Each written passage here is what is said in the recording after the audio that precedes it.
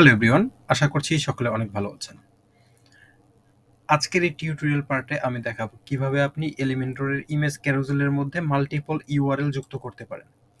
অর্থাৎ এলিমেন্টরের যে default image ক্যারুজেলটি রয়েছে সেই ইমেজ ক্যারুজেলে আমরা চাইলে খুব সহজে মাল্টিপল ইউআরএল যুক্ত করতে পারি।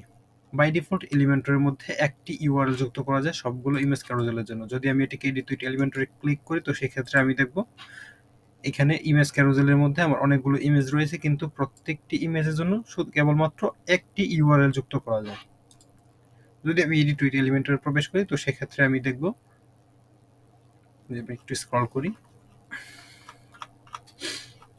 স্ক্রল করার পর আমি যদি এখন এটিকে রাইট বাটনে ক্লিক করে এডিট ইমেজ ক্যারুজেলে ক্লিক করি তো এখানে দেখবো আমার ইমেজ ক্যারুজেলের জন্য আমার অনেকগুলো অলরেডি ইমেজ যুক্ত করা আছে, যেগুলো ব্র্যান্ড ইমেজ। তো এই ইমেজের মধ্যে আমি যদি নিচে স্ক্রল করি তো সেই ক্ষেত্রে দেখবো আমার লিঙ্ক অপশনটিতে আমার কাস্টম ইউআরএল যুক্ত করার একটি অপশন আছে, যেখানে আমি কেবলমাত্র একটি ইউআরএল যুক্ত করতে পারি।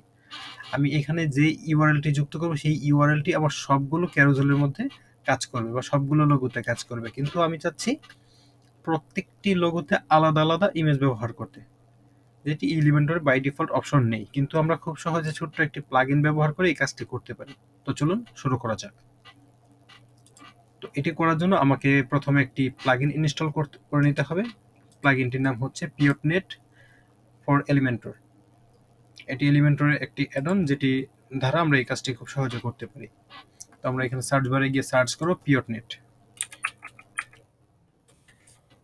আমরা যদি পিওটনেট লিখে এখানে সার্চ করি তো সেক্ষেত্রে আমরা এই প্লাগইনটিকে পেয়ে যাব। এটি হচ্ছে সেই প্লাগইনটি, পিওটনেট অ্যাডন ফর এলিমেন্টর। তো এই অ্যাডনটিকে আমরা ইনস্টল করে অ্যাক্টিভেট করে নেব।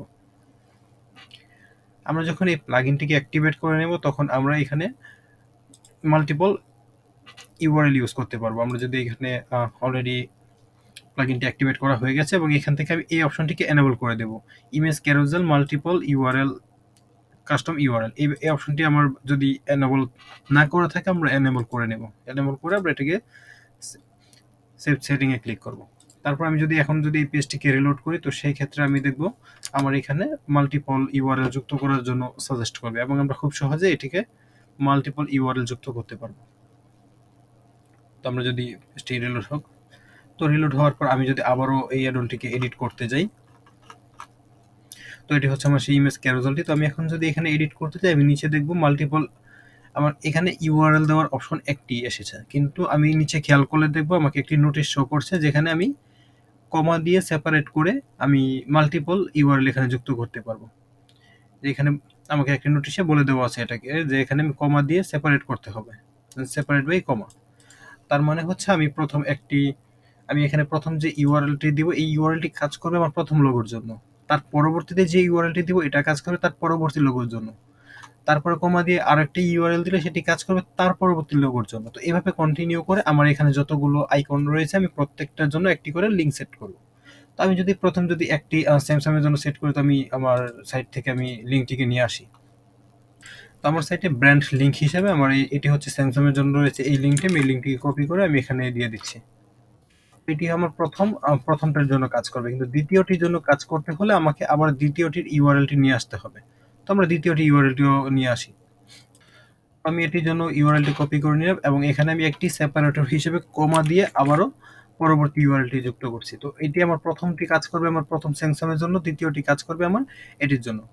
তো আমি যদি এবার এটাকে সেভ করে এখানে আমি সরাসরি হোভার করলে আমি এটিকে দেখতে পারবো এখানে ভুল দেখাচ্ছে ইউআরএলটি, কিন্তু আমি যদি এটিকে সেভ করে আমি আমার সাইট থেকে ভিজিট করি তো সেই ক্ষেত্রে আমি দেখবো এটি সঠিকভাবে কাজ করছে। তো সাইটটি রিলোড হয়ে যাওয়ার পর আমরা যদি এখন এখানে হোভার করি তো এখানে আমরা দেখবো, আপনি নিচের দিকে খেয়াল করলে দেখবেন এখানে আপনার স্যামসাং এর অপশনটি আসবে, যে হোভার করছি আবার এখানে হোভার করলে আবার আরেকটি আসে, কিন্তু পরেরটাতে হোভার করলে এটি আর আসবে না এবং এটি ঠিকমতো কাজ করবে না, কারণ আমি দুইটি ইউআরএল যুক্ত করেছি যা শুধু এই দুইটিতে যুক্ত হবে। আমি যদি এবার স্যামসাং এ ক্লিক করি তো আমি দেখবো এটিকে আমাকে স্যামসাং ব্র্যান্ড ক্যাটাগরিতে নিয়ে গিয়েছে এবং এই লিঙ্কটিতে নিয়ে গিয়েছে যে লিঙ্কটি আমি অ্যাড করেছি। তো এইভাবে আপনি প্রত্যেকটি ইমেজের জন্য কমা দিয়ে দিয়ে সিকোয়েন্স ওয়াইজ ইউআরএল গুলো অ্যাড করে দিবেন। অ্যাড করে দিলে এটি খুব সহজে আপনার সাইটের ইমেজ ক্যারুজেলের প্রত্যেকটি ইমেজের মধ্যে লিঙ্কগুলো কাজ করবে। আশা করি আপনি এখন খুব সহজে এই কাজটি করতে পারবেন এবং ভিডিওটি যদি আপনার জন্য হেল্পফুল হয় তো সেক্ষেত্রে আপনি ভিডিওটিতে একটি লাইক করবেন এবং যদি কোনো জায়গাতে কনফিউশনে থাকেন তো সেক্ষেত্রে আপনি একটি কমেন্ট করে জানিয়ে দিবেন। আমি রিপ্লাইতে অবশ্যই উত্তর দেওয়ার চেষ্টা করব। ধন্যবাদ।